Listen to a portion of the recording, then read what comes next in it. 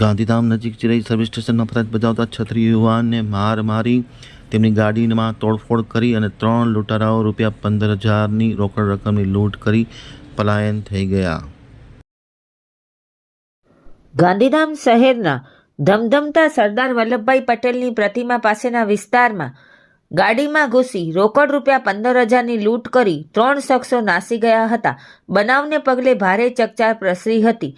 નાની ચિરઈ નજીક આદ્યશક્તિ મોટર્સ દ્વારા ઓથોરાઇઝ સર્વિસ સ્ટેશન નામની દુકાનમાં કામ કરનાર ફરિયાદી મયુરસિંહ પરાક્રમસિંહ ઝાલા નામનો યુવાન ગાંધીધામ આવ્યો હતો। આ યુવાન ટાટા યોદ્ધા ગાડી લઈને બપોરે ઝંડાચોક વિસ્તારમાં એક દુકાનેથી સામાન લેવા ગયો હતો, પરંતુ તે દુકાન બંધ હોવાથી ફરિયાદી પોતાનું વાહન લઈને પરત જઈ રહ્યો હતો। આ યુવાન સરદાર વલ્લભભાઈ પટેલની પ્રતિમા નજીક પહોંચ્યો ત્યારે આગળ ટ્રાફિક જામ હોવાથી તે રોકાઈ ગયો હતો। તેવામાં પાછળથી છકડો રિક્ષા નંબર GJ12 BU 2348 વાળો આવ્યો હતો। આ છકડો ખાલી સાઈડમાં આવ્યો, તેમાંથી 3 શખ્સ નીકળ્યા હતા અને સાઈડ કેમ આપતો નથી તેમ કહી ફરિયાદીની ગાડીમાં ઘૂસી ડેસ્કબોર્ડ પરથી રોકડ ₹15,000ની લૂંટ કરી હતી અને બાદમાં ધાક ધમકી કરી બહાર નીકળી ગયા હતા।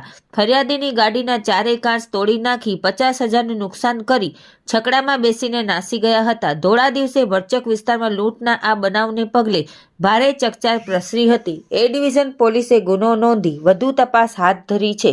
રિપોર્ટ ભારતી માખીજાણી, ગાંધીધામ।